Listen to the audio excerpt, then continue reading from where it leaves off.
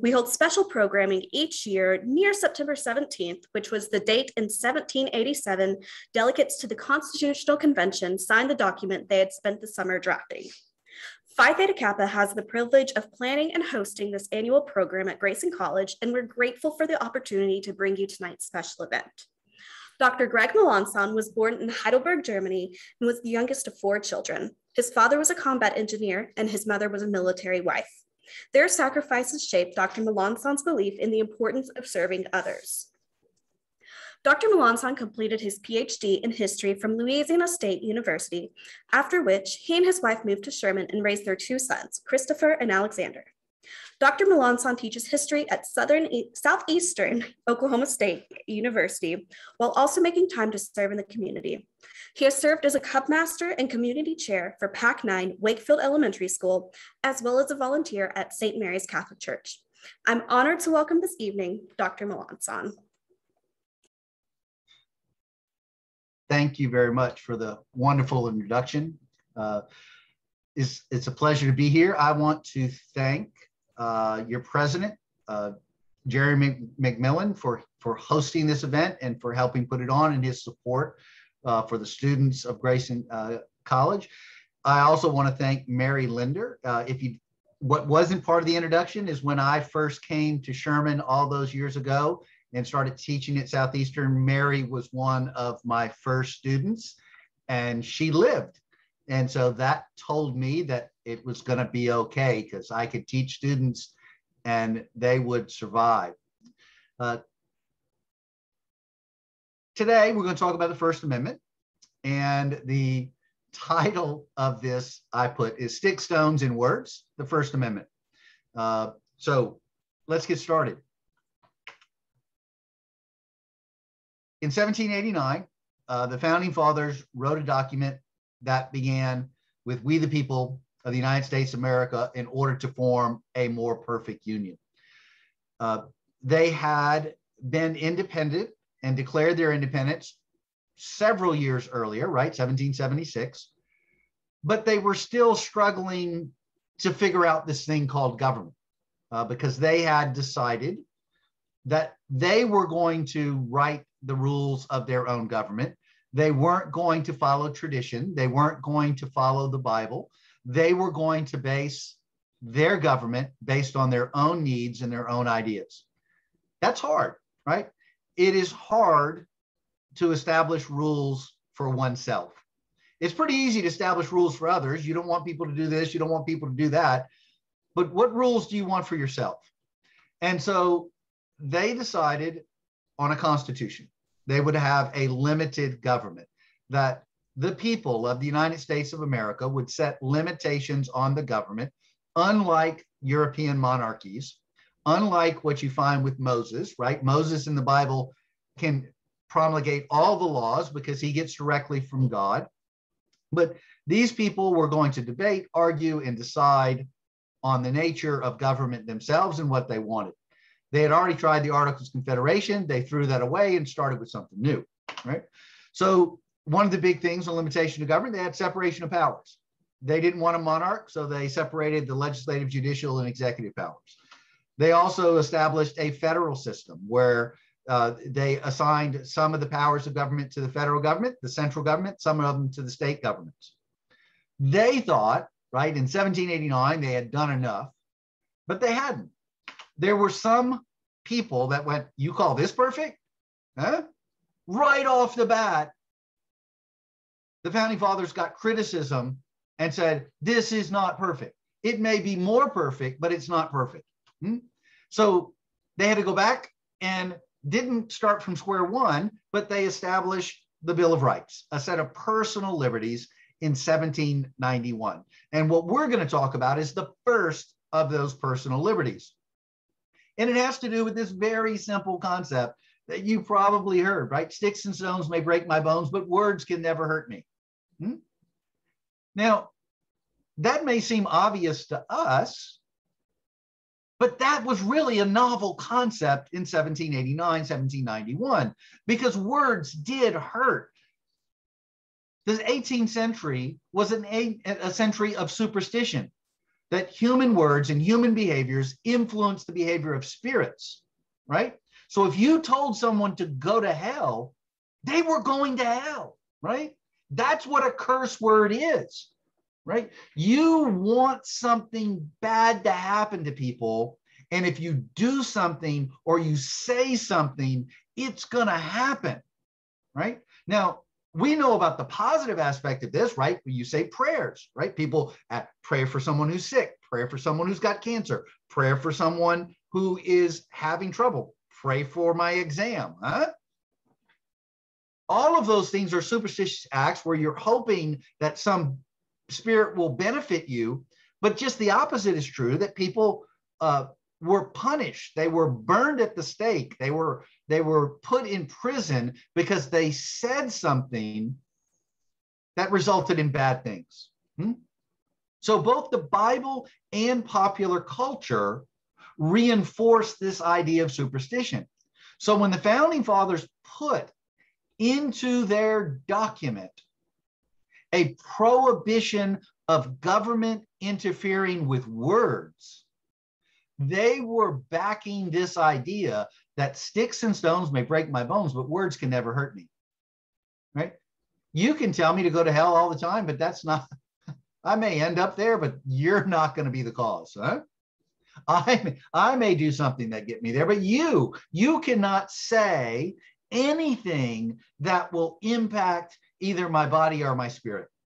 Now, you can take a stick and hit me with it. You can take a stone and throw it at me, but your words can never hurt me. So they settled on this, right? This was the first, not the second, not the third, not the fourth, not the fifth, not the 20th Amendment. This was the first amendment they wanted there. They wanted Congress shall make no law respecting the establishment of religion or prohibiting the free exercise thereof, or abridging freedom of speech or of the press, or the right of the people to peacefully assemble or to petition their government for redress of grievances. That's the first one, right? This is an important restriction on government, because if Congress, Article 1, not Article 2, not Article 3, but if Congress Congress can make no decision for a law in any of these cases. And so if Congress doesn't act, that means the president can't act. If the president can't act, that means the courts can't act, right? Because Congress has to act first before anything else happens. So Congress cannot do anything about religion. Now, they understood religion in terms of a very specific framework of a spirit being impacting the material world. That's religion. Congress cannot pick and choose, right? Either establish or prohibit ideas about spirits. That's an individual liberty. Congress can make no law for freedom of speech or freedom of press. That's an individual liberty. Congress can make no law about assembly. I mean, think about this. This is a very, very clear statement. Shouldn't have any problems interpreting this, right? Because it says no law. Not one law, not two laws, not some laws, not kind of like laws. I mean, unlike the Second Amendment that says well-regulated militia being essential to a free state, the right of the people to keep and bear arms shall not be infringed. Well, the first part says well-regulated. Who's going to do regulation of arms? The government. And then the second part says shall not be infringed. Well, who would infringe on arms? The government. Right? They put two contradictory phrases together and said, oh, that's okay, that'll work. This one is absolutely clear. But does it really mean no law? Does it really? Because right off the bat, the founding fathers said, no, we can do some. Yeah. So what we're going to look at is we're going to look at the religion clause. We're going to look at the speech clause. We're going to look at the assembly clause. We're going to look at 3 points and some 3 examples of both the historical context as well as the practicality of these, and see if we can make sense. And I'm going to try to do it all in about 40 minutes. Huh? Okay, so no law respecting the establishment of religion or prohibiting the free exercise thereof. Europeans had established religions, right? This was a real historical phrase that had real meaning in the context of European history. What did that mean? Well, two Roman emperors, the Emperor Constantine and then the Emperor Theodosius, tied government and religion in Europe. And specifically, they tied Roman imperial government to Christianity. Constantine does it first by favoring Christianity. Theodosius does it second by outlawing every other religion. Theodosius established a religion. Well, why did they do this? Well, for both men, they were emperators, they were generals. Everybody knows that God wins wars, right? So if they pledge themselves to the one true God, they ought to be the one true general. It wasn't hard for them to understand. God gave them the authority to kill people. That's what happens with Joshua. That's what happens with David.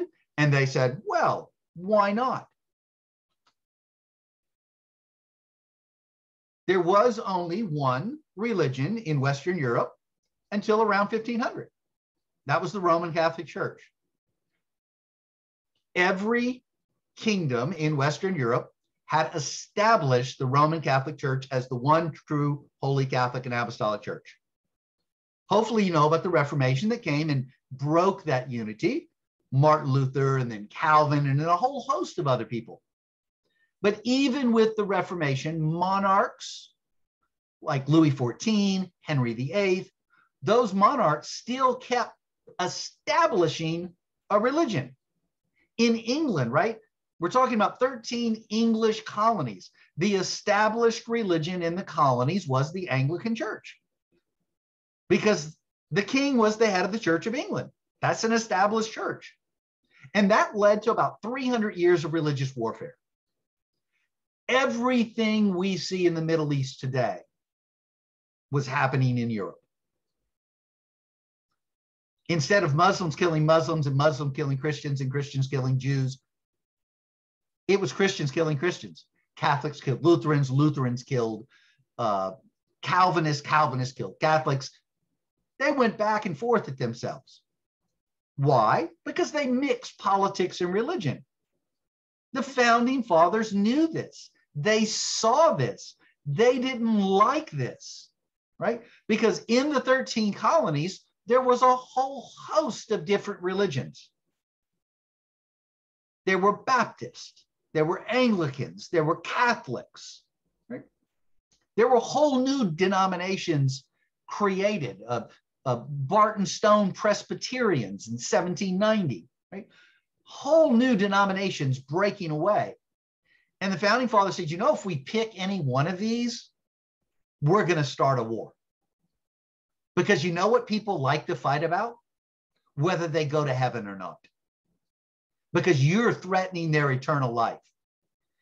They did not want to get between any individual and their God. So they drafted the First Amendment. But they did it based upon precedent. This guy, Roger Williams, was in Boston. He was a Puritan. He was living in a Puritan colony, and he got crossways with the government of Plymouth. And so he left. And he went and found his own colony in Providence, Rhode Island. And Roger Williams, a Baptist, right, Calvinist preacher, said this was his value. He said, when they have opened the gate, and by they he meant the church, when the church has opened the gap in the hedge or wall of the separation between the garden of the church and the wilderness of the world, God hath ever broken down the wall itself and removed the candlestick and made his garden a wilderness, right? God had cast the snake out of the garden. The church was supposed to be a garden. By tearing down the hedge or the wall of the separation of church and state, the church allowed the snake, the government, into the garden. The only way to keep the snake out of the garden, the only way to purify the church, which was the goal of Puritans, was to get the government out of the church. That required a wall. Thomas Jefferson knew this. Thomas Jefferson read this. And so in 1802, when Thomas Jefferson is president of the United States, right, he's one of the first, he was asked, what's the whole purpose of the First Amendment? And he said, it is to build a wall of separation between church and state. So while this phrase is not in the Constitution, this was the earliest interpretation of that phrase. Religious leaders should not interfere in government, and government leaders should not interfere with religion. Because what the result would be to be more like Europe. And they didn't want to be like Europe. So fast forward then into the 20th century. How does that actually apply? Well, Chief Justice Burger wrote an opinion called the Lemon Opinion in 1971. And he crafted what is called the lemon test, right? It's not about real lemons, it's about a guy named Lemon. Right? And so what he said was, if either the advancement or inhibition of religion, then the enactment exceeds the scope of legislative powers circumscribed by the Constitution.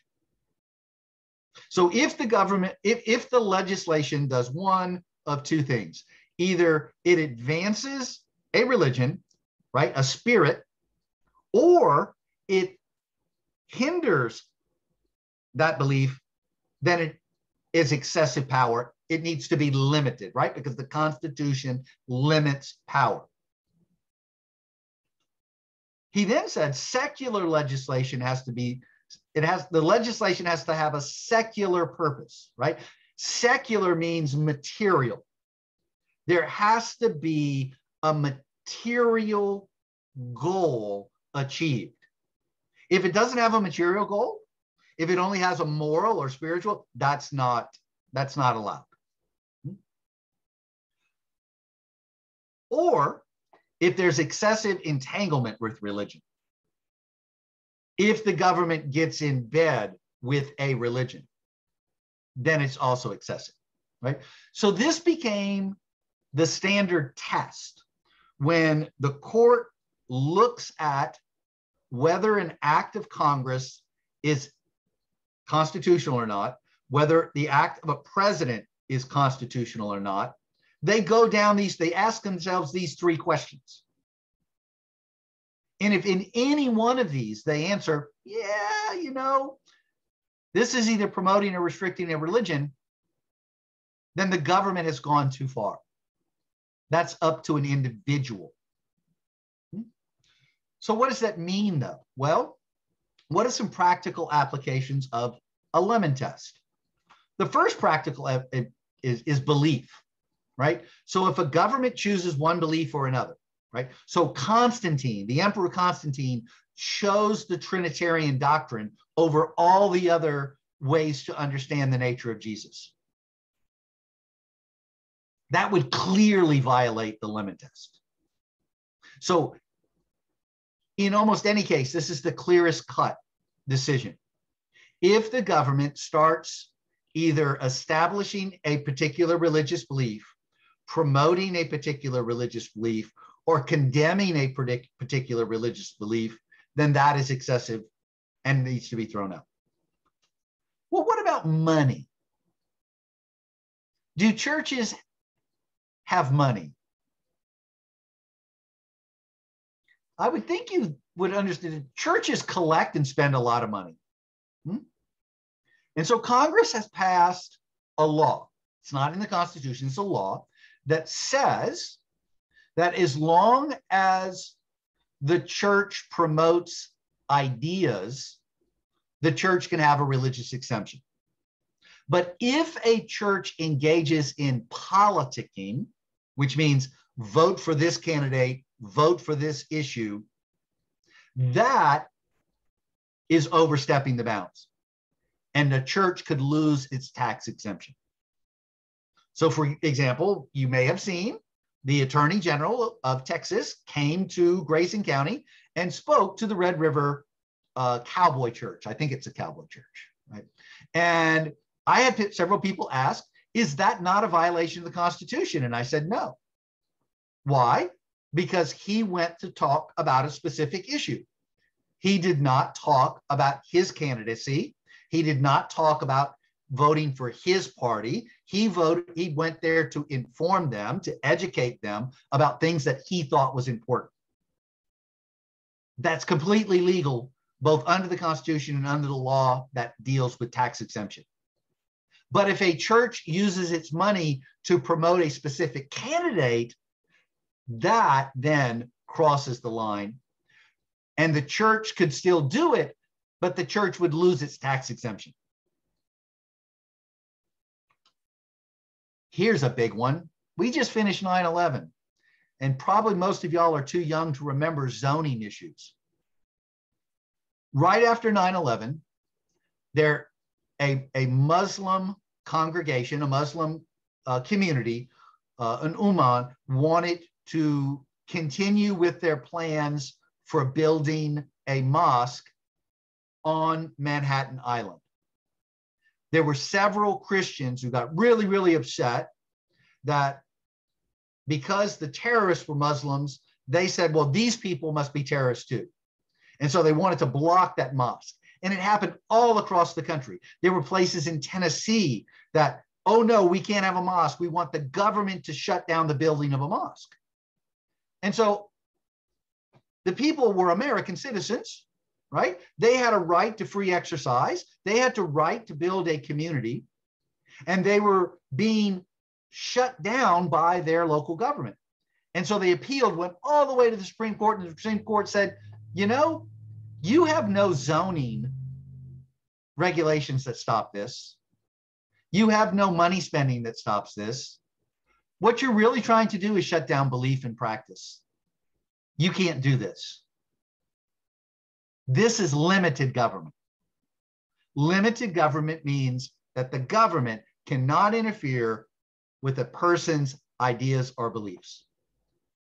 So the federal government, the Supreme Court, ordered both Manhattan and Tennessee to let these things go forward. Because regardless of whether you agree with their religion, it's their freedom that you have. And as soon as you shut down one person's freedom, it opens the door to shut down somebody else's. Because what Roger Williams is said very clearly, once you open the gate and allow the snake into the garden, the snake's going to run wild. So no law respecting the establishment of religion. Well, what about no law respecting the establishment or the freedom of the press, freedom of speech or freedom of press, right? Well, both Europe as well as the Bible advocate censorship. Censorship is government shutting down speech or press. Government officials choosing one over the other. Now, I'm going to make this very clear because I play video games, right? I play League of Legends. And if I say racist things on League of Legends, if I say homophobic things on League of Legends, if I say misogynistic things on League of Legends can ban me from playing their game. Because League of Legends is not the United States Congress. It is not the United States government. It's a private company, and private individuals can say, this is censored. This is shut down, because it's not censorship. It is a community, private community, allowing certain types of speech or certain things to be written. So this is government officials, right? And remember, the government and the church were intertwined. And when all of this really starts picking up is during the Reformation, because the Roman Catholic Church had its own intellectual, spiritual, legal system called the Inquisition, where they could try people for their heresy, right? That if a person taught something that went against the Roman Catholic Church, and the Roman Catholic Church was supported by the king, the Roman Catholic Church could order the arrest, imprisonment, torture, and execution of an individual for what they had done.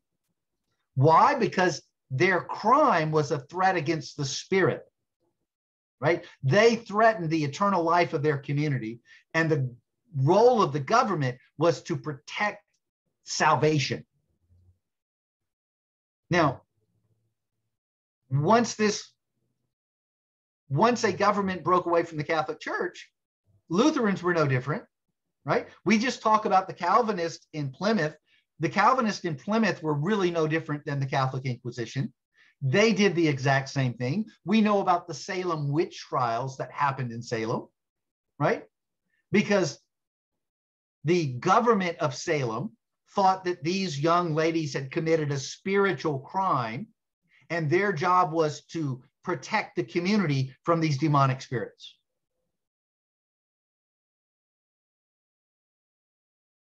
Very common. Right? From a king's point of view, speech could be treasonous. Because when you criticize the king, you want something changed from the king. So any speech could be treason. Treason can be in prison. Treason can be tortured. Treason can be executed. Therefore, if you stop the speech, ta-da, you solve the problem. So, but in America, what's the value of argument? Well, the first value of argument is to challenge authority, tradition, and scripture. The old people use authority, tradition, and scripture to make sure nothing changes. If you say, I'd like to do something different, no, Aristotle said this. No, the Pope said this. Or this is the way we've always done it. Or look at what the Bible says. You can't do that because it violates the Bible. Well, all of these things shut down arguments. All of these things prevent a full discussion of an issue. And the goal in America is problem solving, right? That's one of the things it means to be in America. We want to solve a problem. And if you shut down an argument before it ever begins, you never solve your problem. But in order for this to happen, you have to protect arguments. You have to protect all sides, not just the side you like, right? This is the whole meaning of the word parliament, right? This is coming out of an English tradition, that the root of the word parliament is parlay. And if you ever watch, right, Pirates of the Caribbean, you know parlay means to talk, right? Jack Sparrow is going to sit down. He's the best parlayer because through his magical words, he's going to get people to do things that they wouldn't otherwise do. Now, the church was afraid of that. The king was afraid about it. They knew the power of argument in persuading people to try something new. So they wanted to shut it down. So the founding fathers wrote this in. Thomas Jefferson said, reason and free inquiry are the only effective agents against error. If you don't allow people to reason, if you don't allow free inquiry, then you're automatically going to be wrong. Why do you want to solve a problem with the wrong answer? Why do you want to constantly fail? The only way not to fail is to argue. Now, I know today people say, oh, people argue too much. People don't argue too much. People yell at each other. People name call. People bicker. They do not argue because we've lost the art of argument in much of American society. Argument is putting forth a proposition, putting forth your evidence, and then figuring out what the proper answer is. This is exactly what George Washington was talking about.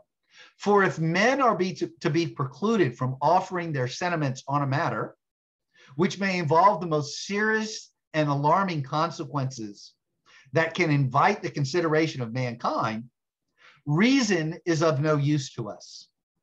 The freedom of speech may be taken away, and the dumb and the silent will be led away like sheep to the slaughter. Both George Washington and Thomas Jefferson believed that God gave man reason. Why would God make human beings reason and then sit down and then say, sit down and shut up? Why would God give the Dixie Chicks reason and then tell them to sit down, shut up, and sing? Right? That makes absolutely no sense at all. Each individual has the freedom to express itself, right? We don't have to listen. We don't have to agree. But we don't have the right as a people, as a government, to shut that down. So what this means is we have political criticism, and I'm going to put and religious, because we really already talked about the religious part. So I want to focus just on the political criticism, because this is why we have the First Amendment. We can make politics better if we're better at criticizing. So sedition, right? This is illegal under the First Amendment. That means if you use your words, right?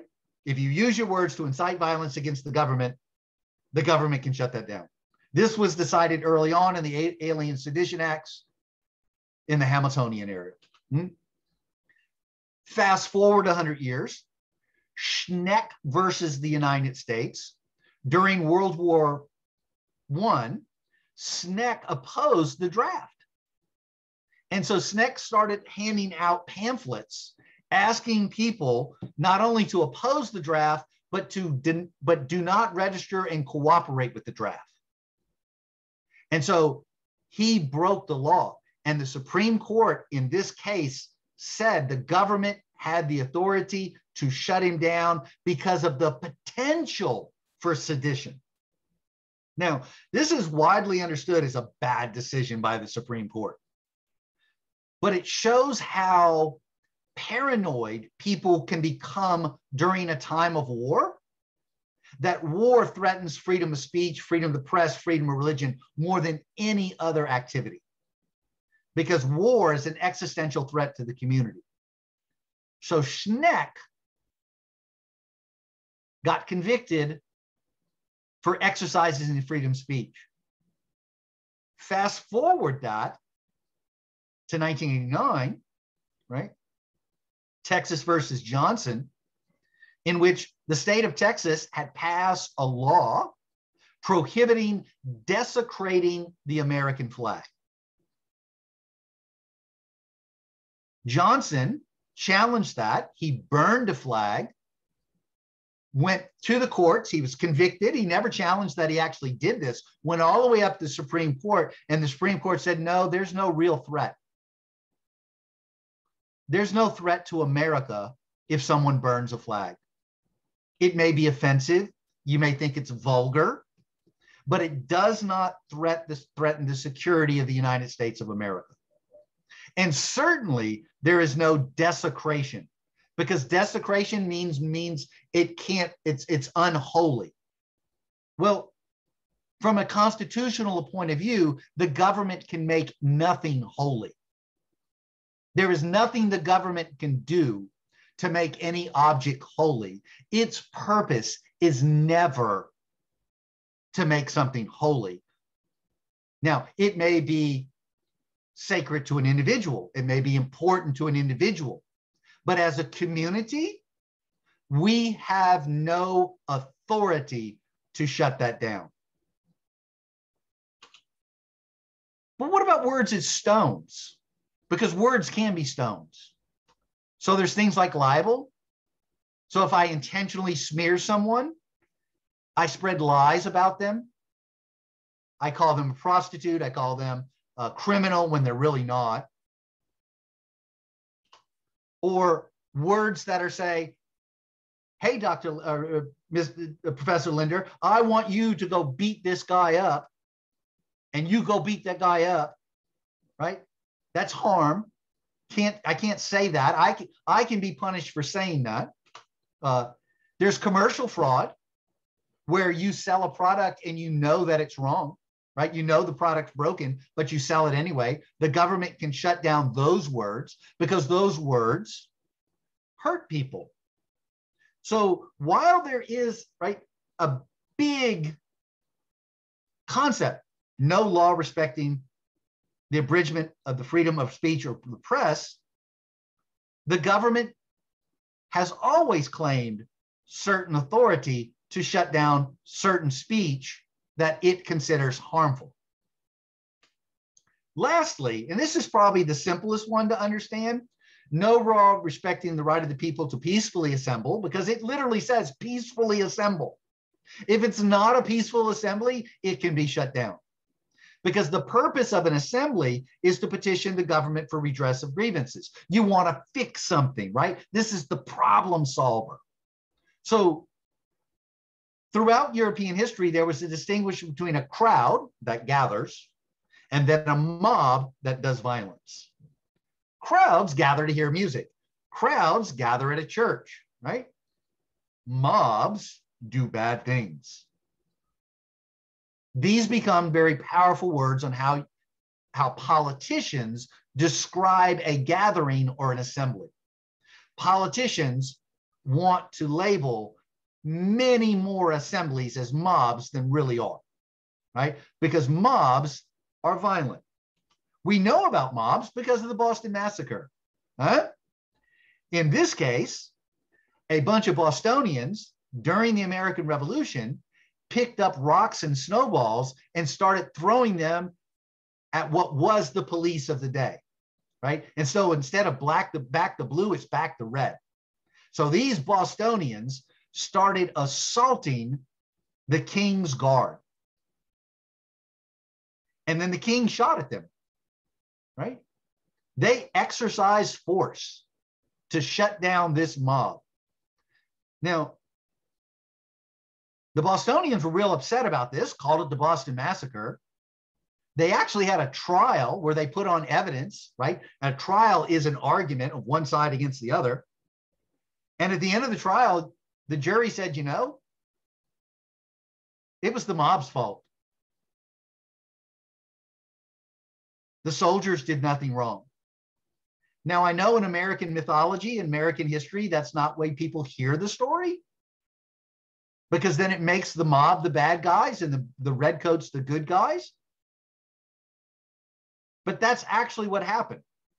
And in this, it illustrates that there has always been in the American mindset that if a crowd gets out of hand, government officials have the absolute authority to use force. So on January 6th, when that mob broke into the United States Capitol, they shot a woman, killed the police officer, killed a woman. And there's a lot of effort today to say, oh my God, that's government overreach. Well, she was part of a mob, right? And police officers have wide discretion to deal with what they consider violent behavior. So it all comes down to an unlawful assembly. When 3 or more people meet with the intention of carrying out an unlawful act, right? That can be shut down. It's really the intention of an unlawful act, right? So a riot, right? Where they gather for a common purpose, right? They use the threat of violence, disorder, or to terrorize the public, right? This is another aspect of the riot, or resulting in disturbing of the peace. These can be shut down. So this is when a government can stop an assembly. These are the conditions when it has the authority to act versus it can't act, right? So if we wrap this up then, right? The First Amendment is about personal liberty versus Congress. What is the interaction between this? What words, what behaviors are sticks, stones, and which are just words, right? Because sticks and stones can break my bones, words can never hurt me. But the reason we have a social contract, right? The reason we, the people of the United States of America, can form a more perfect union, to establish justice, to establish domestic tranquility, right? We, the people, empower a government to do certain things. And those government officials have to decide, is this word, is this pamphlet, is it a stick, is it a stone, or is it just a word? And then if we disagree with that, we can challenge it in court. And the Supreme Court will then adjudicate who had the authority. Was it a matter of personal liberty, or was it a matter of Congress? What complicates this matter in the 20th century in particular is this 14th Amendment.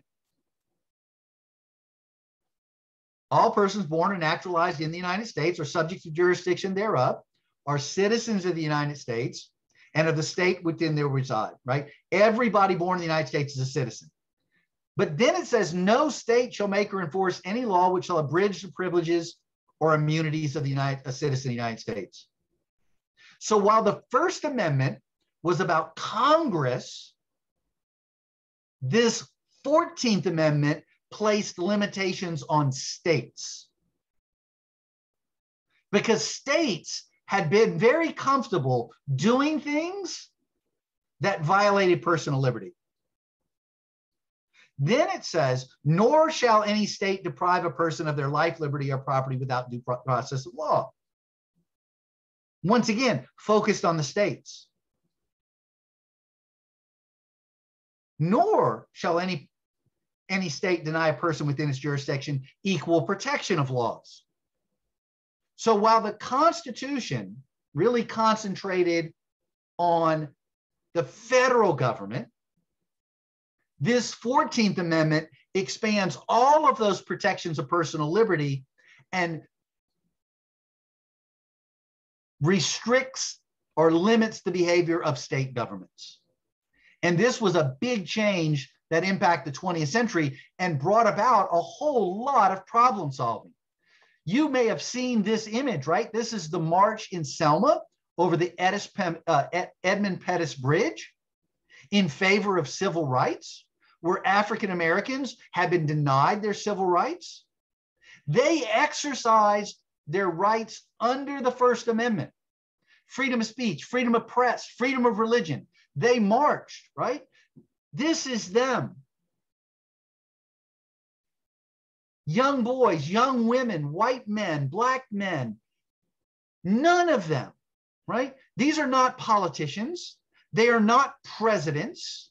They are not senators. They're people like you. This is Western exceptionalism. This is what makes the West exceptional in the world. This is what makes this country the greatest place in the world, because it protects freedom of speech, freedom of religion, freedom of the press, freedom of assembly. These people assembling. And the sad part of this story is when they got to the other side of the bridge, the police officers in Alabama beat them, bloodied them, and they got up and said, I believe in the United States of America. And they won their fight against force. Their use of the First Amendment made changes in this country possible that would not have been possible if they had picked up a gun or they had used violence. That's exceptional. That is the power of the First Amendment, because words really are more powerful than sticks and stones. Thank you, and here we are.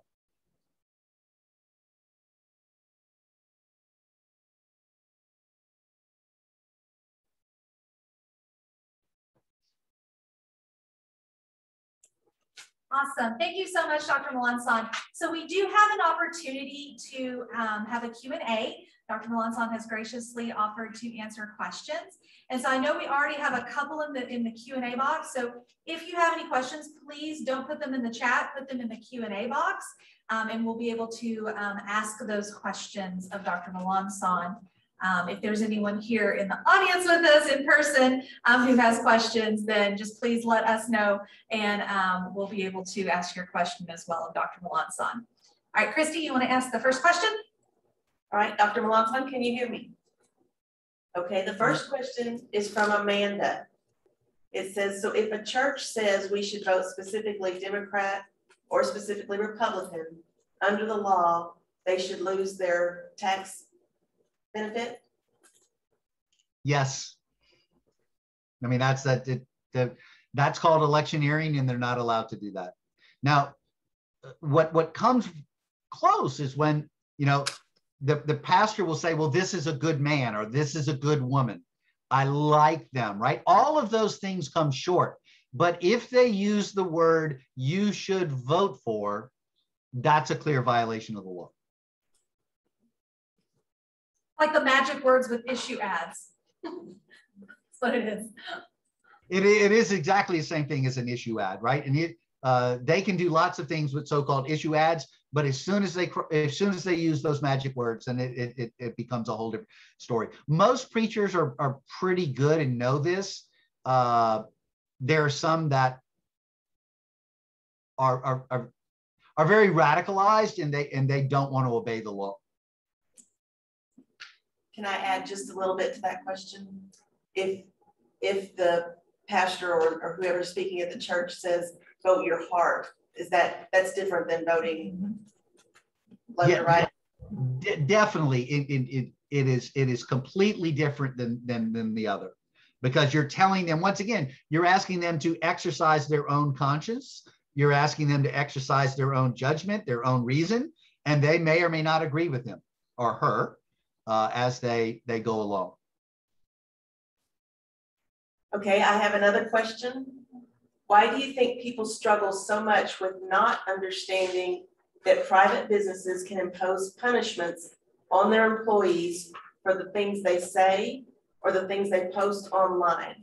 We've seen it a lot with racist statements and even misinformation about COVID from healthcare workers.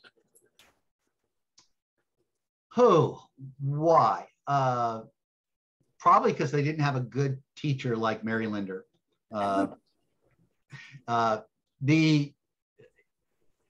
There's a lot of misunderstanding in the United States about the nature of a social contract and the nature of individual liberty and what are the limitations and obligations thereof.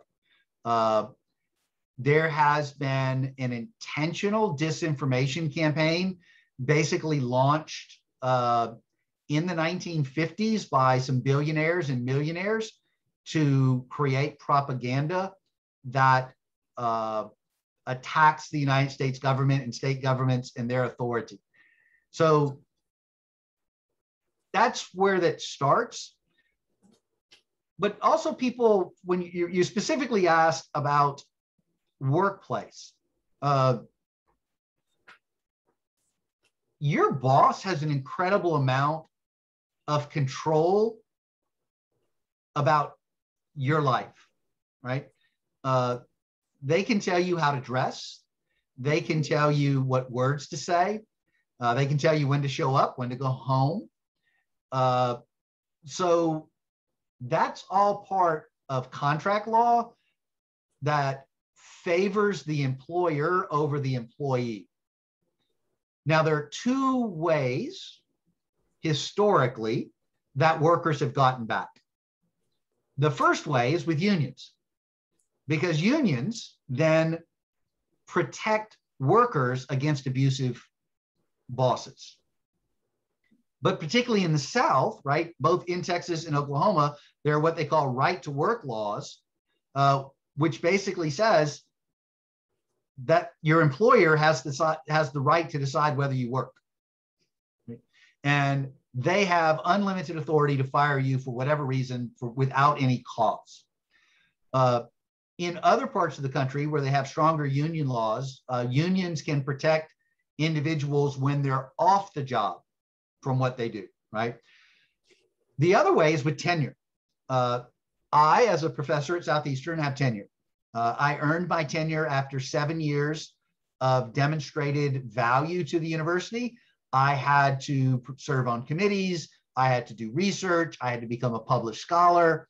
And therefore, I am protected in my speech, and the university cannot fire me except if I do something illegal, right? I can't commit a crime.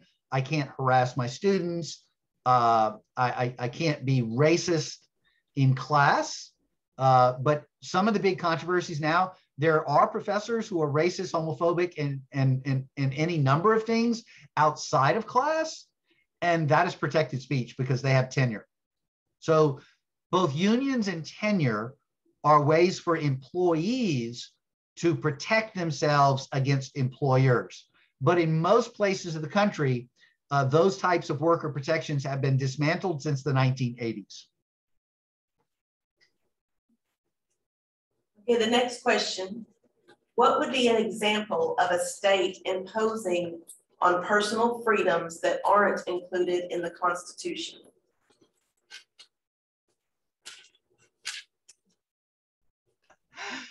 Woo. So the Ninth Amendment, right? Hopefully you may have heard of that. The Ninth Amendment says that the enumeration of certain rights in the Constitution is not meant to deny or disparage other rights held either by the states or the people. This is a very big, broad limitation on government. It was literally dead, right? It was a dead amendment until the 1960s. And the way it was brought back to life was in a case of Griswold versus Connecticut. In Griswold versus Connecticut, a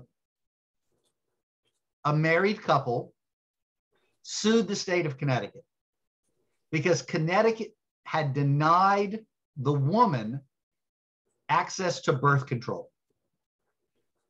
And so the woman then argued, Griswold, that the state had no interest invading her privacy, that the decision made in her doctor's office was between her and her doctor. And as long as her doctor wasn't harming her, she was free to follow the doctor's advice.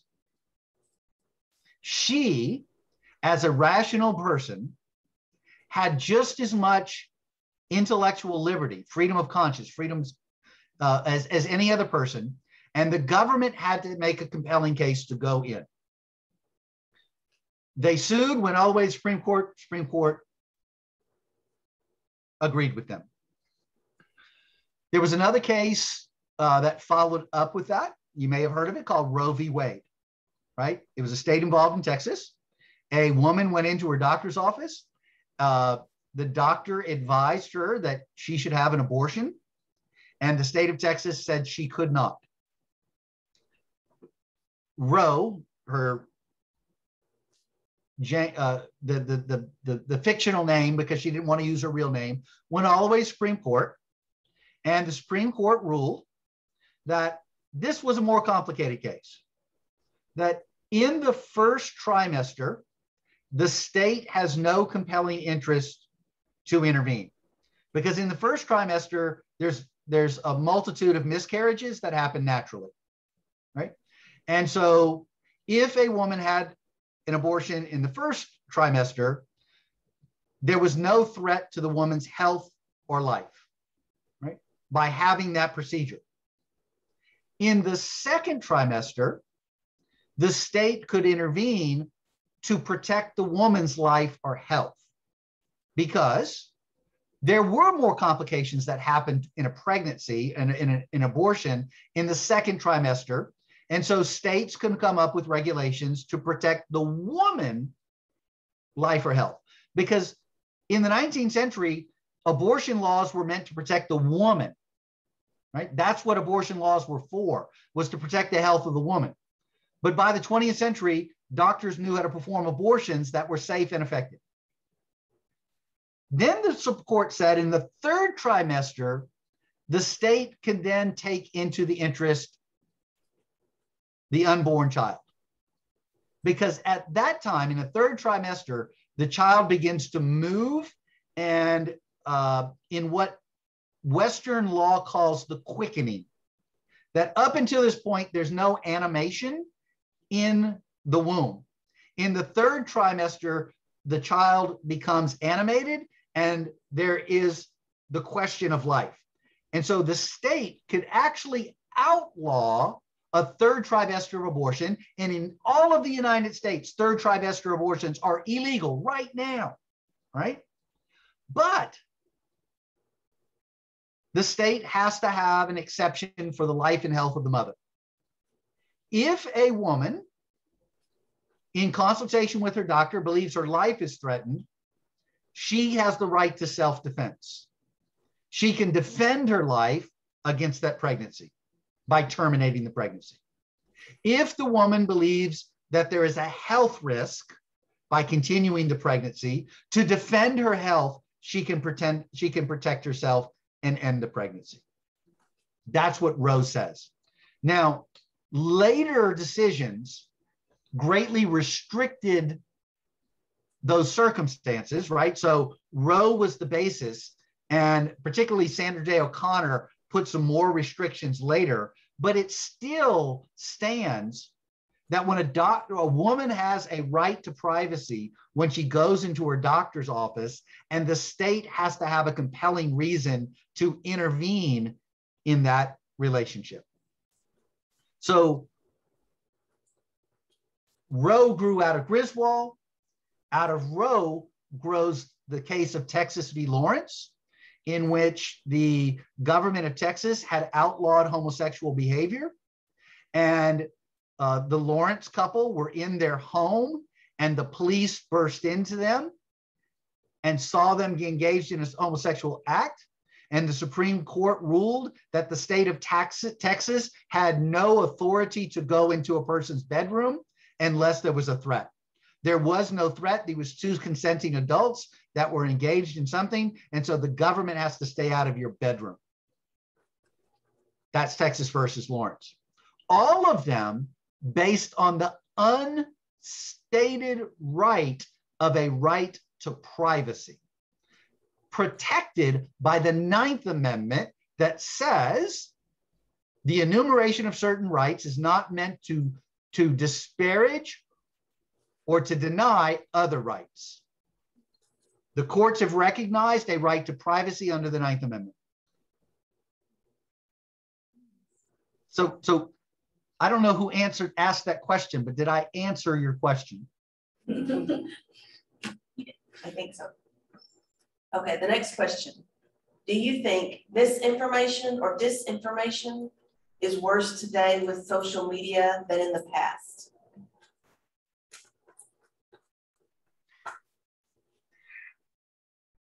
It spreads faster, but I don't think it's the problem with misinformation. I think it's a problem with bad leadership. We have people that have tied their political careers to disinformation.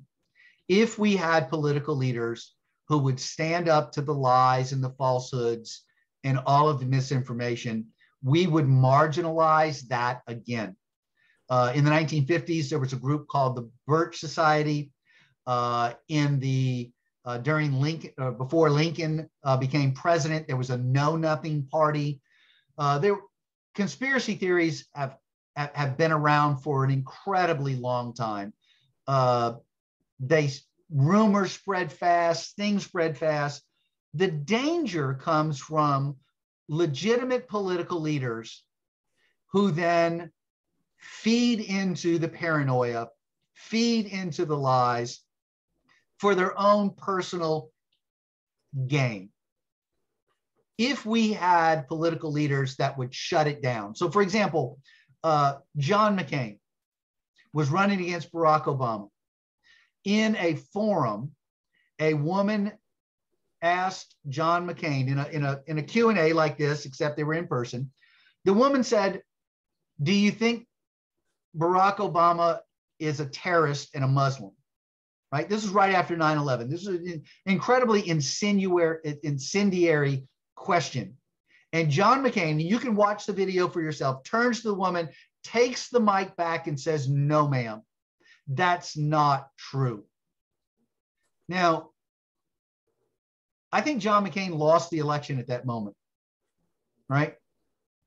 But he saved America because he shut down an incredibly corrosive lie that would have helped him politically, but as a patriot, he understood that it hurt American democracy. So that's the type of leadership that can push all of this back into the corners where the roaches crawl, because the roaches will always be there, but you got to turn on the lights and you got to use the bug spray, right? But it's not a matter of a First Amendment call, right? This is not the government doing it. It's political leaders using their clout, their influence with their followers to lead them in a good direction. Lead them away from the poison. Lead them away from the destruction. Like these people on camera, right? These people, right? These people here that on my picture could have easily said, we can't vote, we can't speak, we can't eat at a lunch counter. We're going to take up arms against the United States of America. Martin Luther King Jr. led them away. Malcolm X turned away from violence, led them away, right? There were real people. John Conyers, John Lewis led people away from destructive behavior. That's the kind of leadership America needs. Yeah, I agree with that. One thing that I always talk about is the importance that we all, or really the responsibility we all have of leading from where we are to shut down this type of stuff. Because obviously you look at John Lewis, he was not a member of Congress when he was doing this, but he was leading from where he was. And I think that that's remarkable, and that's a responsibility we're supposed to all have in a democratic society, and we don't always do a great job of that. Because it's dangerous for us personally in the sense of you lose friends, you lose family, you lose relationships, and there are lots of people who make choices of when they're going to speak. When is the limit at it? Where does it come? And do you really want to be friends with somebody or not? And maybe you do. Maybe they're a real good friend, and they in every other way they're good for you, and you have to you want to compartmentalize that into a different world. But this has literally destroyed marriages, right? It is destroying marriages, destroying friendships, and it's not healthy. Very true. All right, we're going to have a last call for any questions for Dr. Melancon.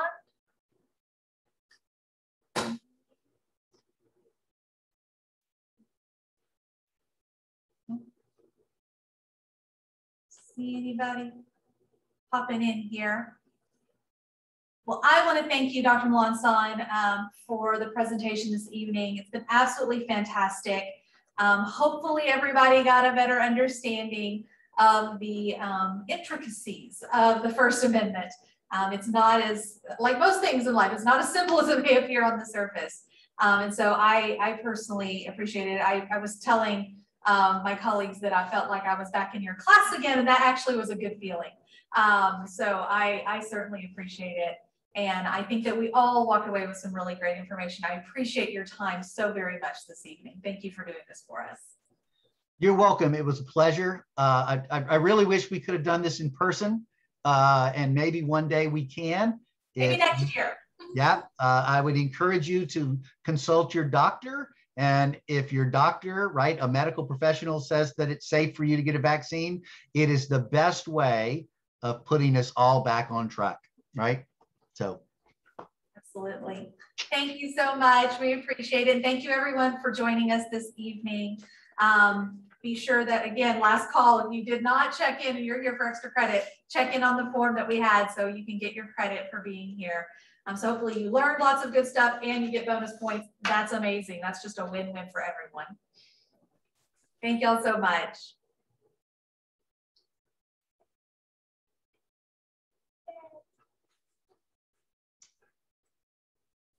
I'm curious to see if people are going to hang around.